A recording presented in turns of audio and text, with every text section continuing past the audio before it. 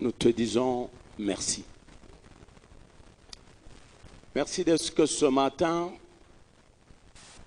tu nous permets encore de contempler ton amour pour nous. Contempler tes bienfaits, contempler tes grâces et faveurs. Merci, ô Dieu, de ce que, par ton amour, nous venons de franchir les 3 mois de cette année 2023. Aujourd'hui, nous nous retrouvons de plein pied dans le mois d'avril, à son 2e jour. Yahweh, ce n'est pas parce que nous avons été meilleurs. Ce n'est pas parce que nous avons été bons, méritants, mais c'est tout simplement ta grâce sur nous. Tu es celui qui a bien pris soin de nous. Tu as bien pris soin de nos maisons. Tu as bien pris soin de ton Église, même dans les moindres détails. Merci de ce que tu ne nous as pas caché ta face. Pendant, Seigneur, ces 3 mois, tu ne nous as pas caché ta face. La journée, nous t'avons vu. La nuit, nous t'avons vu. Le matin, nous t'avons vu. À midi, nous t'avons vu. Le soir, nous t'avons vu. Yahweh, pendant ces 3 mois, nombreux sont tombés. Nombreux sont morts. Oui, au moment où nous parlons, ils ne sont plus de ce monde. Mais béni soit ton nom de ce que tu as permis que moi et mon frère nous vivions. La Bible dit, le vivant, c'est celui-là qui peut encore t'adorer. Le vivant, c'est celui-là qui peut encore te louer. Le vivant, c'est celui-là qui peut encore te proclamer comme mon frère, comme ma sœur ce jour. Merci pour tout. Merci pour ce jour. Merci parce que toi tu veilles sur ton alliance. Et comme ton serviteur l'a dit, c'est une alliance pour l'éternité. Oui, tu nous as pris, Seigneur, de là où nous étions, pour nous amener, Seigneur, dans ton éternité. Nous te disons merci. Merci, Seigneur, parce que, en dépit, Seigneur, de mon Dieu, mon roi, des épreuves, en dépit, Seigneur, des épines, en dépit, Seigneur, de tous les problèmes que nous rencontrons dans notre parcours, ton alliance pour l'éternité est déjà scellée. Nous te disons merci. Nous te disons merci. Et nous te disons merci. Nous voulons, Seigneur, te recommander ces moments, qu'ils soient des moments pour toi, qu'ils soient des moments pour ta gloire, qu'ils soient des moments où tout toi tu vas parler à un cœur ce matin, tu vas parler à une vie ce matin, tu vas parler, Seigneur, à quelqu'un pour qui tu veux du bien ce matin. Nous te laissons cette place. Viens parler. Parce que toi, tu sais parler mieux que nous. Nous ne savons pas parler. Viens parler à ton peuple. Nous ne savons pas communiquer. Viens communiquer quelque chose à ton peuple. Nous ne savons pas transmettre. Viens transmettre une vie à ton peuple au travers de ta parole. Viens régner en maître suprême. Viens dominer ces instants. Yahweh, nous voulons disparaître afin que toi et toi seul tu apparaisses, parce que toi tu es tout pour ce peuple. C'est dans le nom de Jésus que nous avons ainsi prié, imploré avec foi. Amen. Nous allons acclamer pour la gloire de Dieu. Nous restons debout, nous prenons nos Bibles.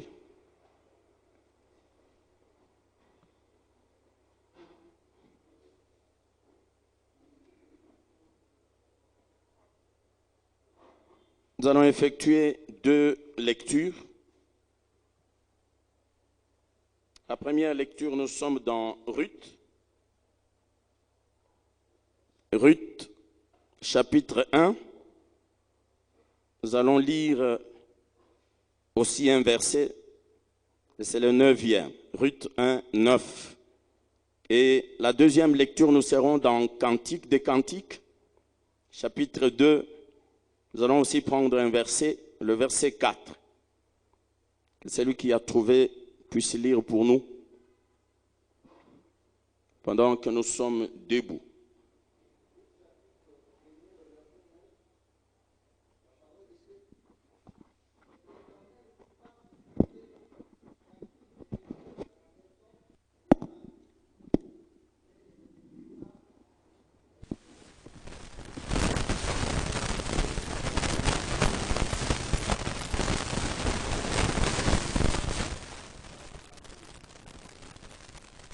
Tu peux revenir avec la lecture, bien-aimé. Nous allons acclamer pour la parole de Dieu.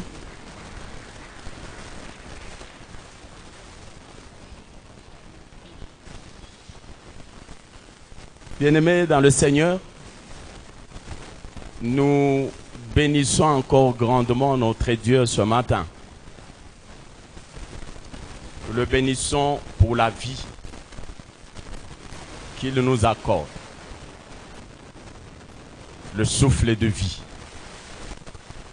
Comme je l'ai dit, chaque fois que j'en ai l'occasion, la première de bénédiction que Dieu accorde à un homme, c'est le souffle de vie.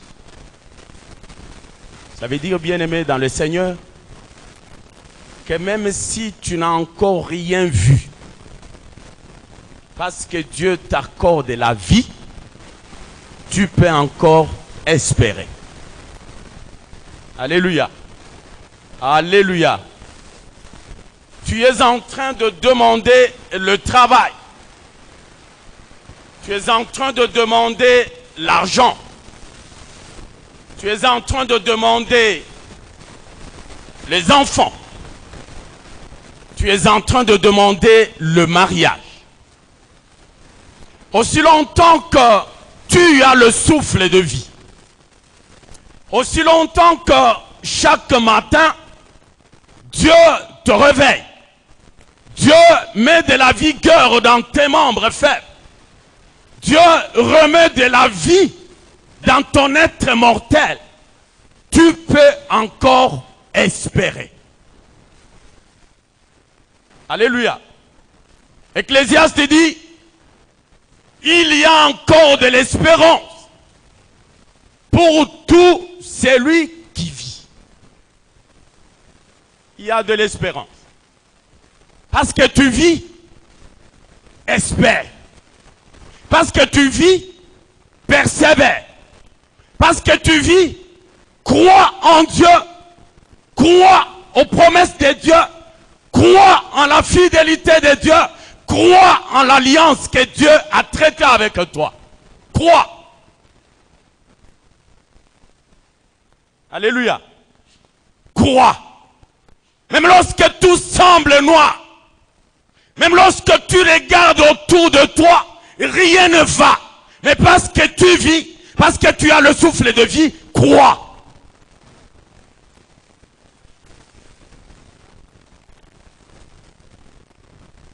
Alléluia. C'est lui qui te donne le souffle de vie. N'est-ce pas lui qui a créé toutes choses? N'est-ce pas lui qui a fait tout ce dont tu as besoin? C'est lui.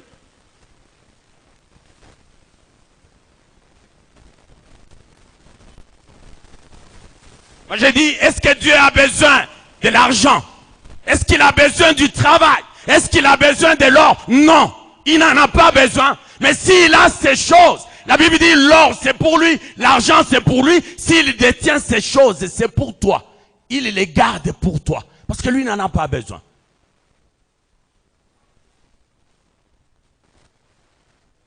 Alléluia. Ce matin, nous allons parler sur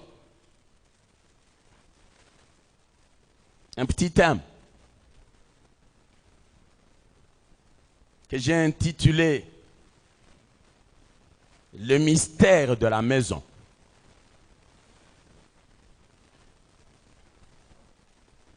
Le mystère de la maison.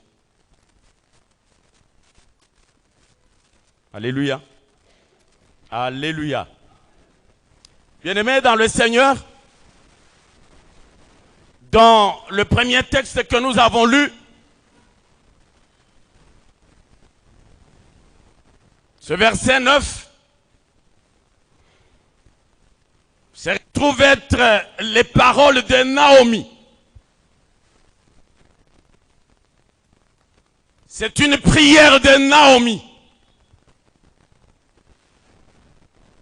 C'est un vœu de Naomi vis-à-vis de ces deux belles filles, à savoir Orpa et Ruth. Bien-aimés, au début de ces chapitres, c'est un récit que nous connaissons tous, l'histoire de Ruth, de Naomi. Et la Bible dit que c'était au temps de juges en Israël. La Bible dit pendant ce temps, pendant ce moment, pendant cette période, pendant cette saison, il y eut une grande famine dans le pays. Une grande famine. Et bien aimé dans le Seigneur, lorsque la Bible parle de quelque chose, c'est que la chose a été avérée. C'est que la chose a été sérieuse. La famille qui s'est abattue sur le pays. Et bien aimé dans le Seigneur, c'était du sauve qui peut.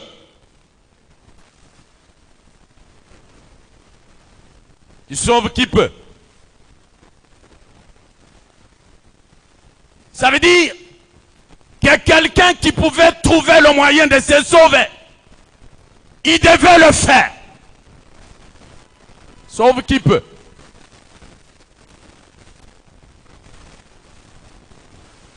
Et c'est dans ce sens que cet homme du nom d'Elimelech, il s'est dit, moi aussi, je dois me sauver. Avec les miens, je dois partir de ce pays et de ce pays dans lequel la famine fait rage. Il prit sa femme, Naomi, leurs deux fils, ils sont partis. La Bible dit, ils sont partis pour un séjour dans le pays de Moab.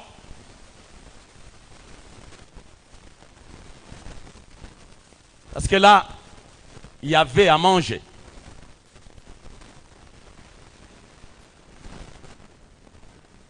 Bien aimé, lorsque j'étais en train de méditer,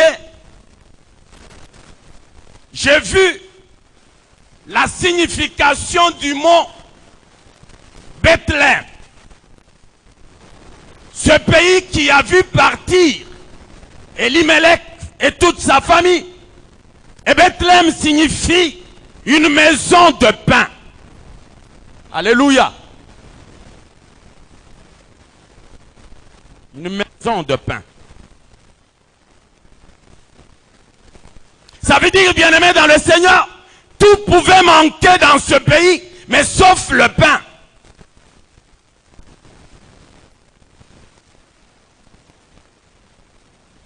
Sauf le pain. Voilà pourquoi le pays a été même baptisé le pays ou la maison de pain.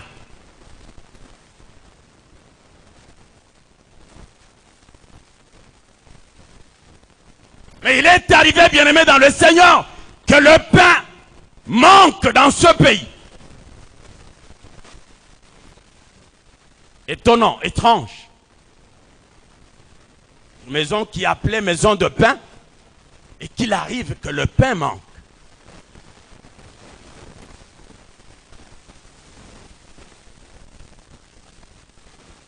Alléluia. Alléluia. Dans la vie, il y a les hauts, il y a les bas.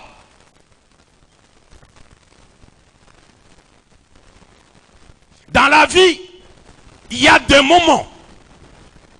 Dans la vie, il y a des saisons. Dans la vie, et surtout dans la vie d'un enfant de Dieu, il y a ce qu'on appelle des épreuves.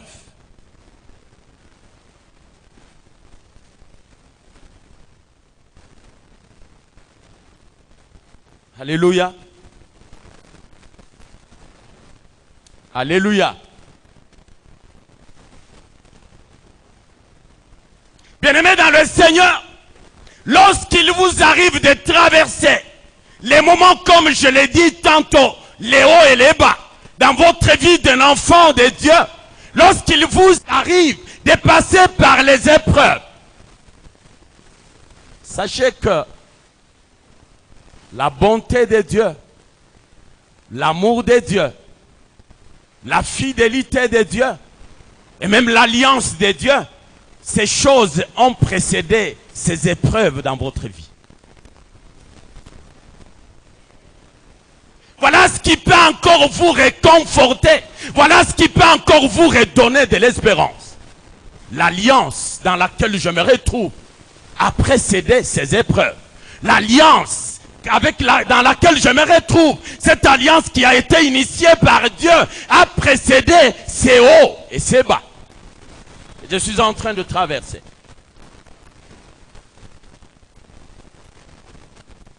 Ceci peut vous redonner du sourire, de l'espérance.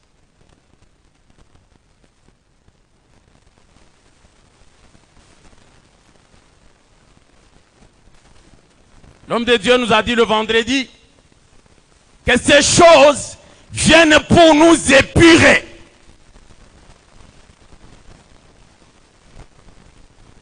Ces choses viennent pour nous ciseler. Ces choses viennent pour enlever toute l'impureté qui se collerait encore à nous. On dit que l'or, pour qu'il soit pur, il doit passer par le feu.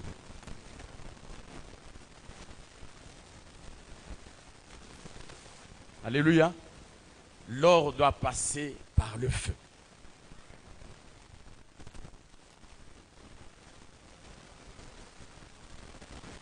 Ce qui est bien, c'est que lorsque l'or passe par le feu, il n'est pas consumé, il n'est pas brûlé. Il passe seulement par le feu pour enlever toute la saleté qui se colle à lui, toute l'impureté qui se colle à lui. Il se réjouirait après le passage dans le feu. Il se réjouirait parce qu'il est maintenant pur.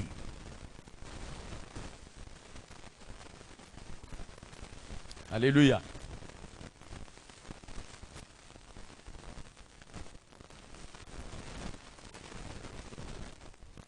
La Bible dit, ils partirent. Elimelech, Naomi et leurs deux fils, ils s'installèrent à Moab.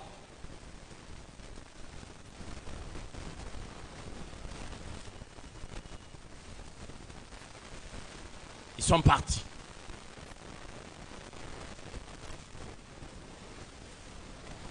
Que j'étais en train de méditer, bien-aimé dans le Seigneur, j'ai essayé de parcourir ce qu'on appelle l'analyse de temps, l'analyse des époques, l'analyse des circonstances.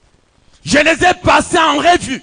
Je me suis dit ceci, bien-aimé dans le Seigneur, que lorsqu'on dit qu'à un certain moment, il y a eu la famine, au temps des juges, pour reprendre les passages de la Bible, au temps des juges, il y a eu de la famine.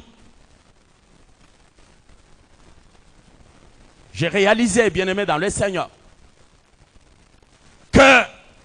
avant le temps des juges, il n'y avait pas de la famine. La Bible est claire.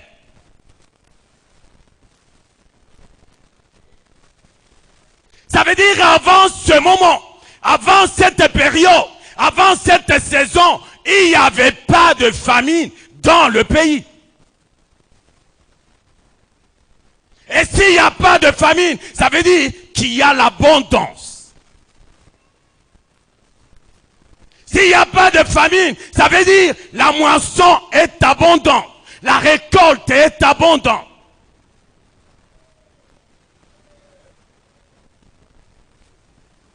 Les gens peuvent manger à satiété. Ils peuvent manger, pour ceux qui le peuvent, 2, 3, 4 fois par jour. Parce qu'il y a à manger. Parce que la moisson est abondante dans le pays. Bien-aimé dans le Seigneur, cela m'a amené à me poser une question. Une question que je vais te poser maintenant là. Comment est-ce que tu te comportes pendant que la moisson est abondante? Comment te comportes-tu? Lorsque tout te sourit, tout est à quoi tu touches te sourit. Le moindre effort que tu peux faire t'apporte beaucoup de dividendes. Comment est-ce que tu te comportes? Est-ce que tu es du genre, les personnes qui disent mangeons et buvons, car demain nous allons mourir? Est-ce que tu es de ce genre-là? Le carpe diem, comme les latins disent. Pour eux, c'est maintenant ou jamais. C'est le genre de personnes qui, tout ce que Dieu met entre leurs mains, ils mangent. Tout ce qui tombe sur leur passage, ils mangent. Le genre de ces personnes-là. Enfant des lumières que tu es, éclairé par Dieu, par son esprit, comment te comportes-tu pendant ton moment de bénédiction?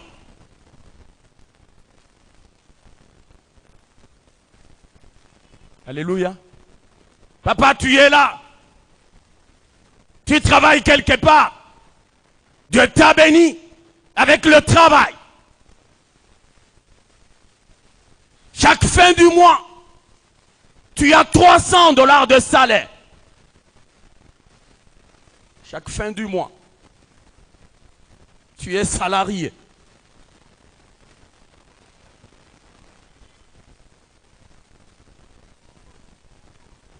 Comment gères-tu ce salaire? Je vais être réaliste. Je vais avoir les deux pieds sur terre. Comment gères-tu ce salaire que Dieu te donne?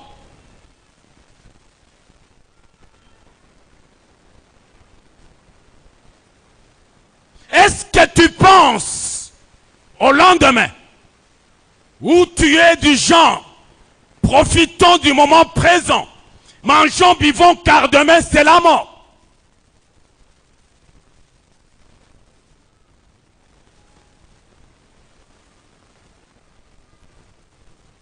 Et si tu es sûr que demain c'est la mort, mais tu as des enfants. Et des enfants en faveur de qui tu peux bien gérer ce que Dieu te donne.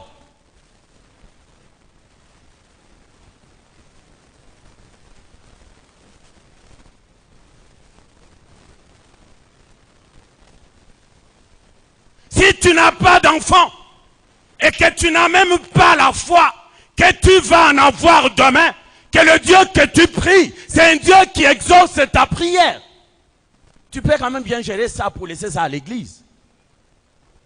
Comme tu es sûr que demain tu vas mourir.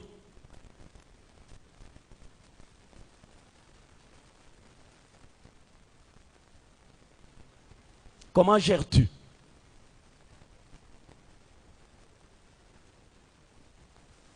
Ecclésiaste dit qu'il y a un temps pour tout. Il y a un temps pour tout.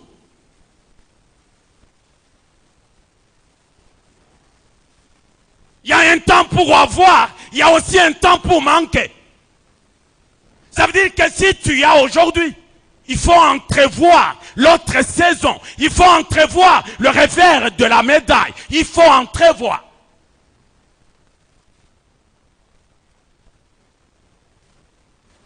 Il y a un temps pour tout. Comme je l'ai dit tantôt, dans la vie, il y a les hauts, il y a les montées et les descentes.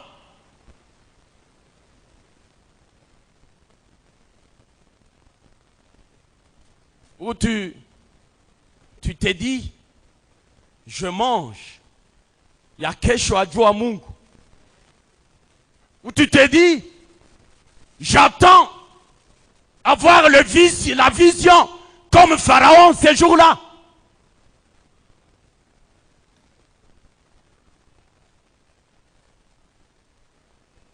La Bible dit, si vous lisez Genèse, à partir de 39, 40, 41, vous allez lire que, chapitre 41, Pharaon eut un songe, une vision. On lui montre cette vache de bonne santé, cette vache maigre. Il lui fallut l'intervention de Joseph pour lui donner le sens de ces songes. Peut-être que toi, tu t'es dit aussi que tu attends que Dieu te donne ce songe, que Dieu te dise, après cette période des vaches grasses, après cette période d'abondance, la période qui va suivre, ça sera une période de sécheresse. Tu attends que Dieu te dise cela. Il ne te le dira pas. Parce que cela est déjà écrit dans sa parole. Et la Bible dit, tout ce qui est écrit, c'est écrit afin de nous servir de leçon. Tout ce qui est écrit dans la Bible. Que cela nous serve de leçon, que cela nous serve de témoignage. N'attends pas que Dieu te donne la vision pour bien gérer ce que tu as. Ce que tu as aujourd'hui, demain tu n'auras pas. C'est comme ça. Il y a un temps pour tout. Ça veut dire, profite de ta saison de bénédiction pour entrevoir, pour planifier ta saison de sécheresse.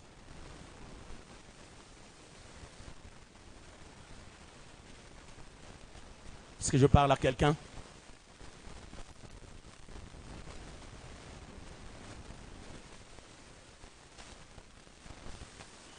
Cela, bien-aimé dans le Seigneur.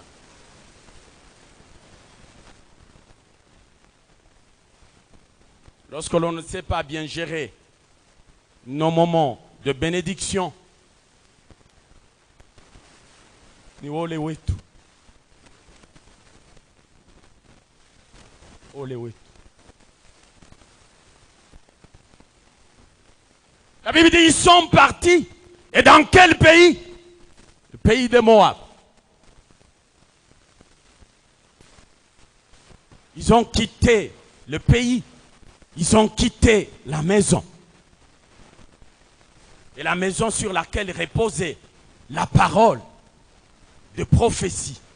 La maison de pain. Ils ont quitté.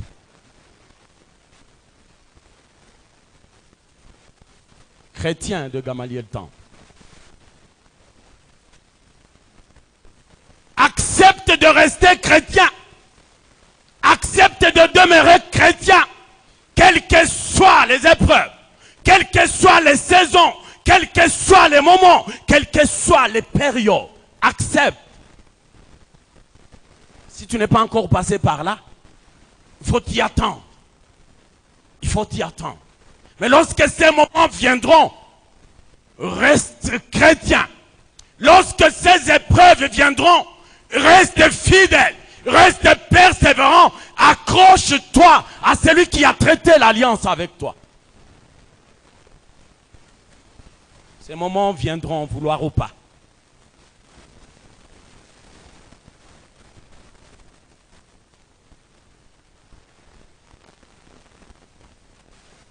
Ils viendront.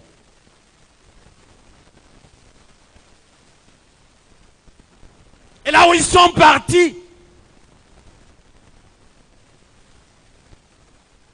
ils ont vécu le désastre.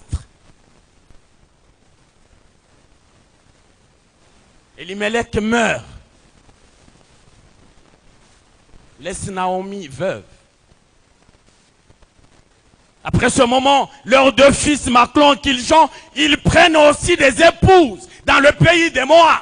Et au bout de 10 ans, les deux fils meurent aussi. Naomi reste seule avec ses deux belles filles. Quel malheur. Quelle amertume. Amertume. Elle-même, lorsqu'elle est rentrée dans son pays, lorsqu'elle a appris que l'Éternel s'est souvenu de son pays, qu'il a encore déversé du pain, elle a pris la décision de rentrer. Et quand elle est rentrée, oui, ses compatriotes qui l'ont vu, ils l'ont approché Naomi et leur dit non, ne m'appelez plus Naomi, appelez-moi Mara, parce que mon cœur est rempli d'amertume. Il y a des choses que nous cherchons. Il y a des choses dont nous-mêmes, nous sommes les auteurs. Parce que tout simplement, nous n'avons pas écouté la voix de Dieu.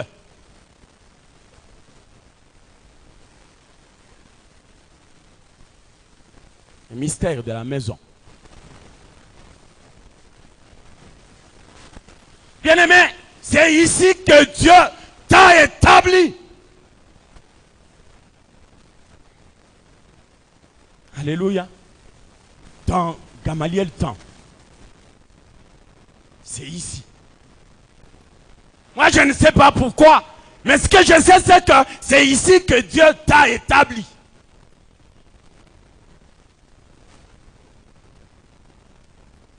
Enlève tes yeux dehors.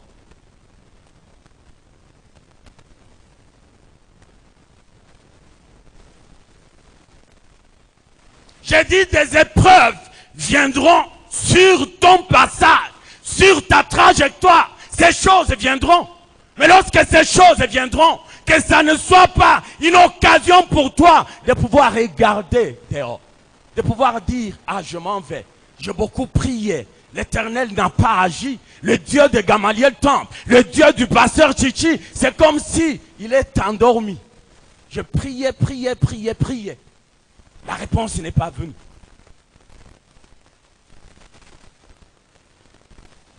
J'ai autant d'années dans le mariage. J'ai prié pour que Dieu me donne la progéniture, la descendance. C'est comme si ses oreilles sont bouchées. Je commence à regarder dehors.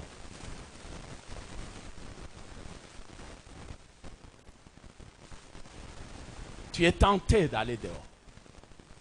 Tu es tenté d'aller chercher des prophéties dans des chambres de prière. Tu veux que Dieu te parle de manière particulière. Dans des prophéties, tu veux que Dieu parle, te dise, mon enfant, je connais ton problème, ta stérilité, je connais. Et là, tu es consolé. Et désormais, tu te dis, ah, le Gamaliel Temple, Dieu ne parle plus. Chaque fois que je vais avec mon problème, j'ai envie que Dieu me parle. Mais Dieu ne me parle pas. C'est comme si le pasteur Chichi est parti avec son Dieu à Kinshasa. Je te dis que le Dieu du pasteur Chichi est là. Il est là.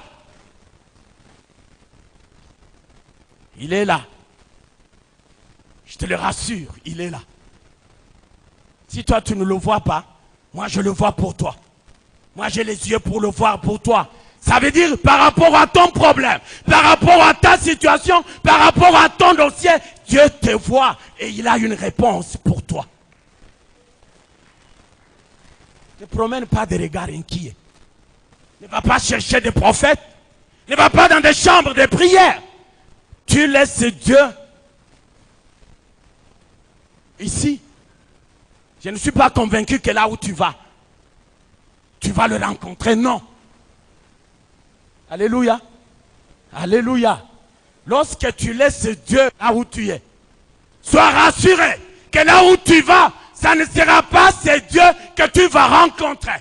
ça sera un autre Dieu, avec des minuscules. Tu ne peux pas laisser Dieu ici aller le trouver ailleurs, non. Je t'ai dit non. Le mystère de la maison.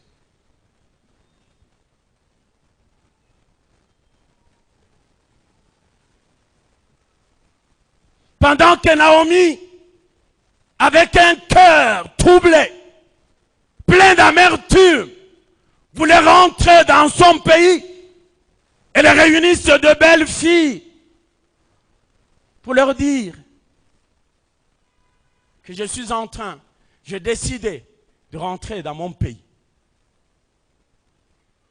Que l'Éternel Dieu use des bontés et des bontés illimitées envers vous, comme vous l'avez fait envers ceux qui sont morts et envers moi-même. C'est Naomi qui parle à ces deux belles filles. Parce qu'ils devraient se séparer.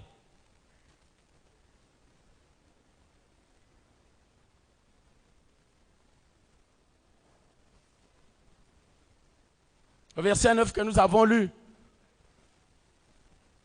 elle leur dit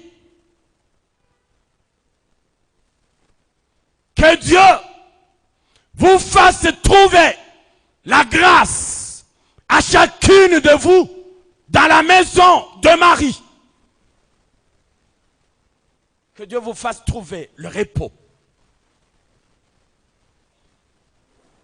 Où c'est? Dans la maison. Et dans quelle maison? Dans la maison de Marie. Ah, ça veut dire que le repos, il n'est pas ailleurs que dans la maison. Bien-aimés dans le Seigneur, la maison avec ses 4 murs nous protège de beaucoup de choses. Nous épargne de beaucoup de choses.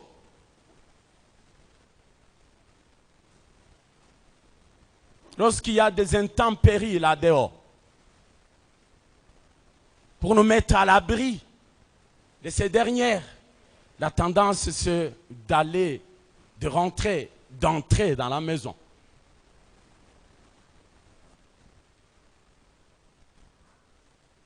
Lorsque le soleil est accablant, si nous voulons nous mettre à l'abri,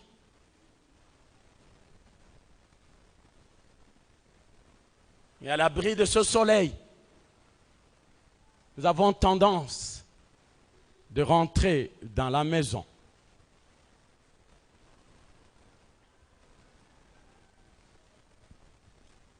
Lorsque pendant nos journées au travail, nous passons des moments trop stressés,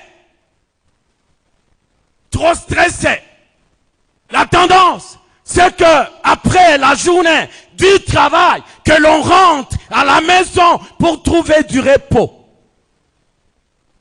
pour se déstresser. Tu arrives là, maman te reçoit, maman t'accueille, et prend ton sac. Il te dit, Paul, dans la journée, tu commences à lui raconter ce que tu as traversé. Elle t'encourage, elle dit, prends courage, repose-toi, prends un bain chaud, prends du café, mange. Demain, ça sera un jour meilleur. Tu es consolé, tu as du repos dans ta maison.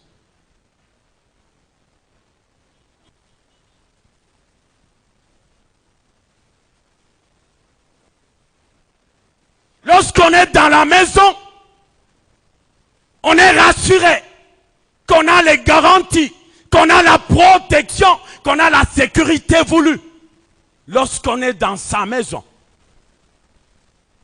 Voilà pourquoi la nuit, avant de dormir, la première des choses, c'est que chacun s'empresse pour aller fermer la porte. C'est rassurer que tout est hermétiquement fermé. Et là, il peut aller dans sa chambre et se coucher en toute quiétude. Et lorsqu'on ferme, on est sûr que le voleur ne viendra pas. Le dérobeur ne viendra pas. Le pilleur ne viendra pas. Voilà pourquoi avant de venir ici comme tu es là, Tu t'es rassuré que tu as fermé les portes de ta maison. Tu as fermé toutes les fenêtres de ta maison. Voilà pourquoi tu peux être là calme, tranquille. Parce que tu t'es rassuré que tu as fermé ta maison. Et le voleur ne pourra pas entrer.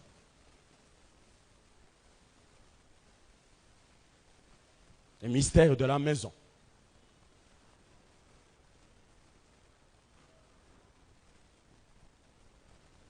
Alléluia. Alléluia.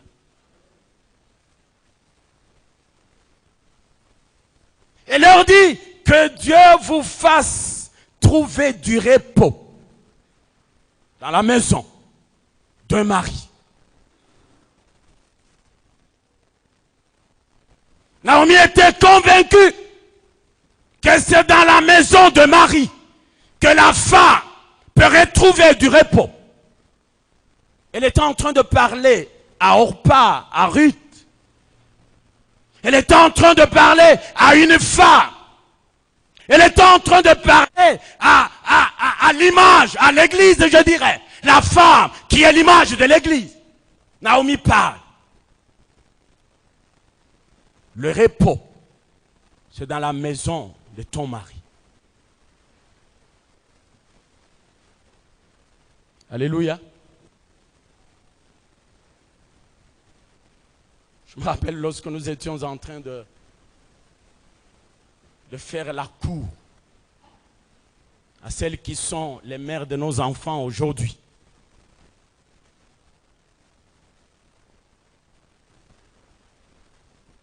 Le premier mot avec lequel nous avons marché de la première rencontre, c'était quoi? L'amour. C'était quoi? Je t'aime. C'était quoi? Je vais t'apporter, je vais t'amener chez moi, dans ma maison, je vais t'épouser pour qu'on forme un foyer, qu'on forme une famille. L'amour.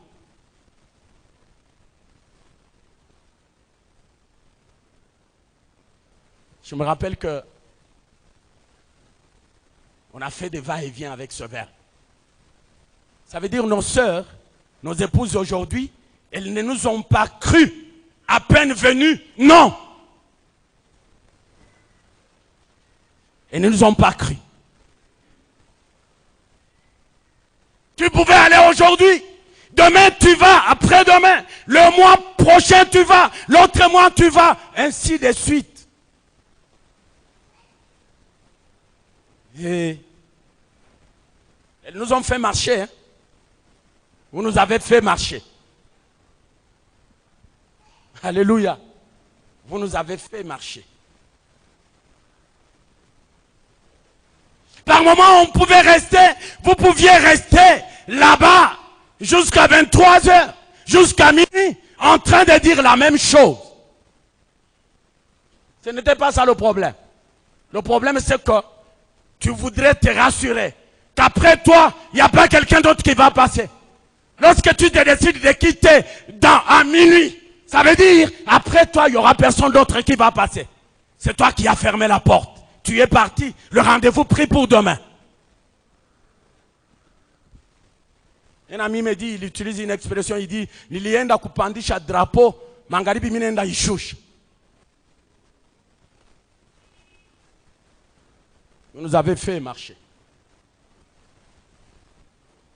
C'est va-et-vient voudrait dire qu'il n'y avait pas de garantie, il n'y avait pas de sécurité, il n'y avait pas d'assurance aussi longtemps que la sœur restait chez elle dans sa famille. Il n'y avait pas d'assurance. Parce que demain ou après-demain, quelqu'un d'autre, mieux nanti que moi, il pouvait passer et me la rafler. Il n'y avait pas de garantie. La garantie, c'est que lorsque tu vas l'amener, unamutia katika nyumba yako. Alléluia. C'est ça la garantie.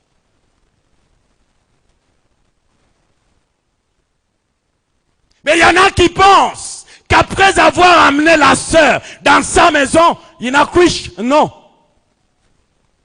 Pour preuve, c'est qu'il y en a qui ne disent plus, chérie, je t'aime. L'amour, c'était quand elle était chez elle, dans sa famille. Et quand elle est venue chez toi, c'est fini. Non.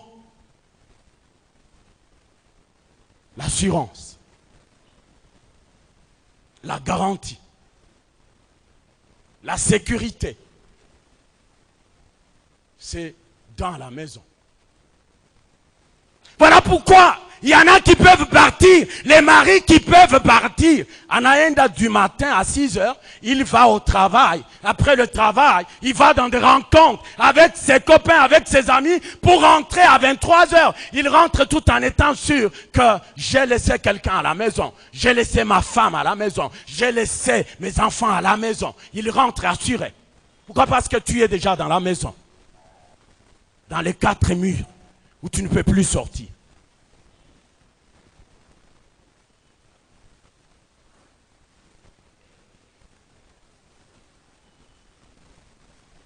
Le mystère de la maison.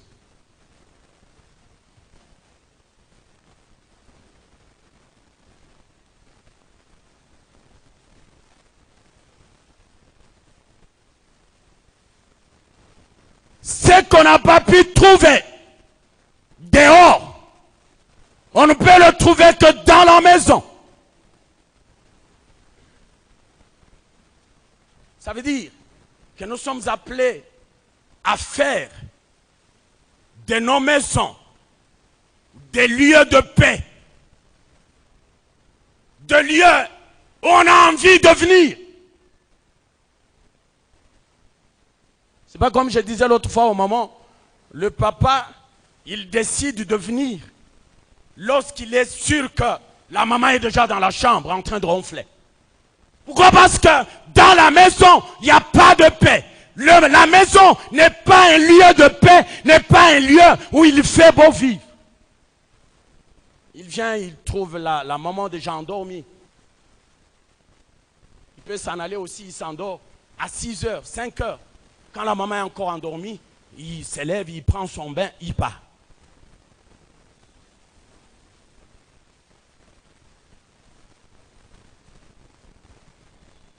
Le mystère de la maison.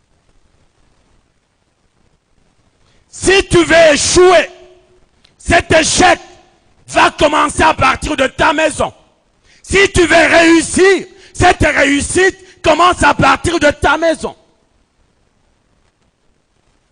Comme j'étais en train de le dire, tu as un salaire de 300 $. Il y en a même qui, avant la fin du mois, il a déjà consommé tous les 300 $. Il a déjà consommé tout.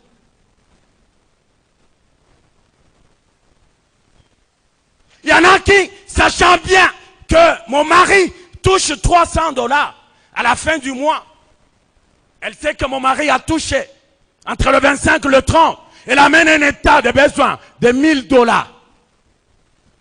Donne à son mari. Voici mes besoins. Et tu sais que ton mari touche 300 $. Les 700 là vont provenir d'où? N'est-ce pas que tu le pousses à aller voler? N'est-ce pas que tu le pousses à aller dans des compromissions? Juste pour te satisfaire.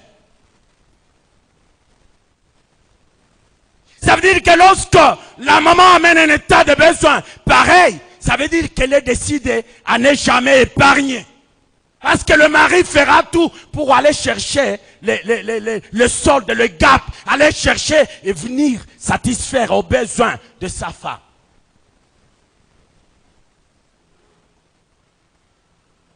J'ai vu, je suis sûr que nombreux l'ont vu aussi, la veille du mois du 8 mars, j'ai vu sur les réseaux sociaux un couple qui s'est donné la mort. Ça veut dire la femme s'est levée, elle est partie à son mari, pas qu'à boire à Mouzier qui Kwembe le 8 mars. Quand bien même on a dit que mon mari n'en a pas la possibilité. Elle a tellement insisté que le mari s'est mis en colère, à Kamoupiga jusqu'à la tuer. Lorsque le mari s'est rendu compte qu'il venait de commettre un crime, il s'est aussi donné la mort. Les mamans. Il n'y a que maman présidente.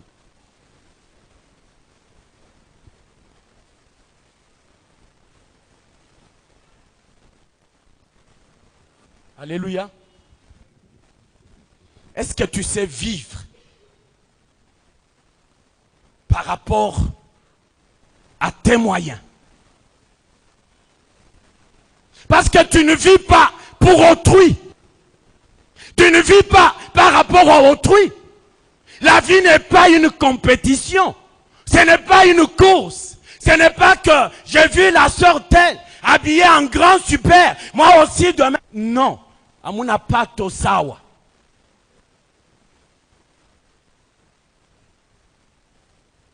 J'ai vu la sœur telle avec un collier de $2000 dans son cou. Et lorsque je l'ai regardé, son cou était en train de briller. Moi aussi, demain, dimanche, il faut amener un ami avec le collier.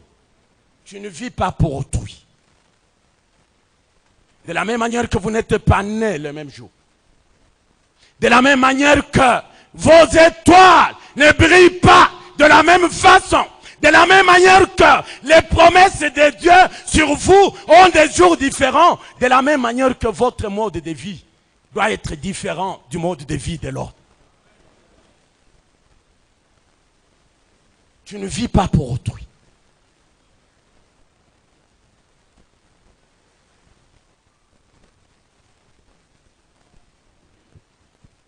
Alléluia. Alléluia.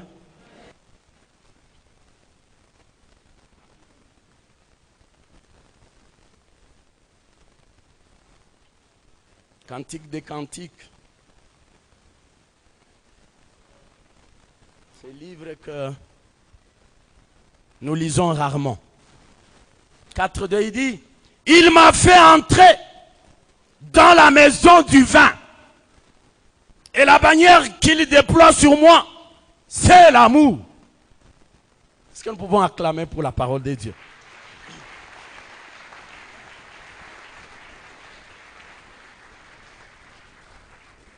Notre temps est jaloux. Bien-aimé dans le Seigneur, Jésus t'a fait entrer dans la maison du vin. Alléluia. Alléluia. Mais dans la maison où il y a le vin.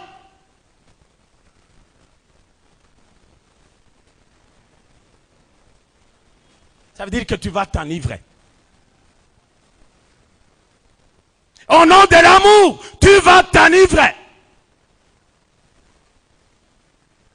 Tu ne vas pas t'enivrer de ce vin, tu vas t'enivrer du Saint-Esprit. Le vin symbolise le Saint-Esprit. Il dit, il m'a fait entrer. C'est ici que Jésus t'a fait entrer. Alléluia. Voici la maison où Jésus t'a fait entrer. Ici, à Gamaliel Temple. Ce n'est pas à Phila. Ce n'est pas à la Sainte Montagne. Mais c'est à Gamaliel Temple. Une maison où le Saint-Esprit fait ses exploits, fait ses démonstrations. Ici.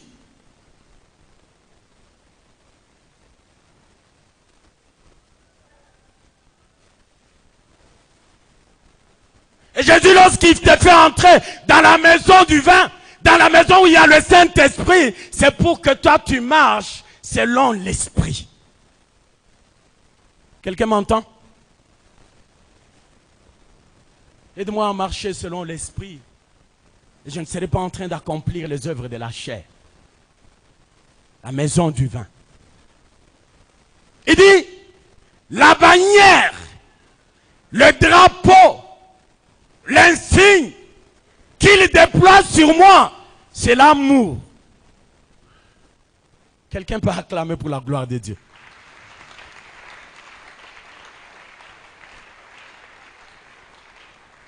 Vous savez, lorsque quelqu'un est ivre, on a wazaka qu'il peut tout faire. Lorsque quelqu'un est ivre, même s'il est petit comme ça, il peut voir Baba Chikuta sur le chemin, il se tient devant lui, il dit je vais te rosser. Pourquoi? Parce qu'il est ivre.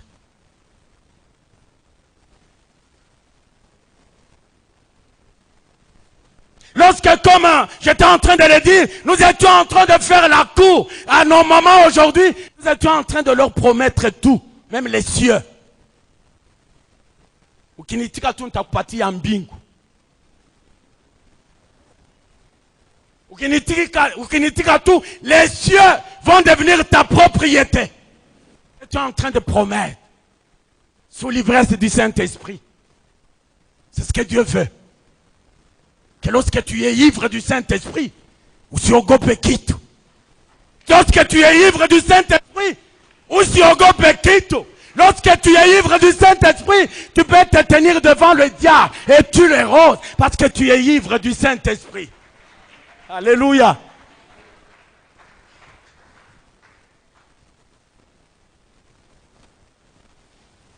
Dans la maison du vin,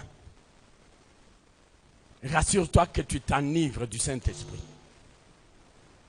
Rassure-toi que tu ne t'enivres pas du péché, de la débauche, non, du vol, de la compromission. Rassure-toi que dans la maison du vin, tu t'enivres du Saint-Esprit. Rassure-toi que le Saint-Esprit est celui qui éclaire tes voies, tes sentiers. Rassure-toi que les paroles qui sortent de ta bouche sont éclairées par le Saint-Esprit. Rassure-toi que même tes pas sont éclairés par le Saint-Esprit. Que Dieu vous bénisse.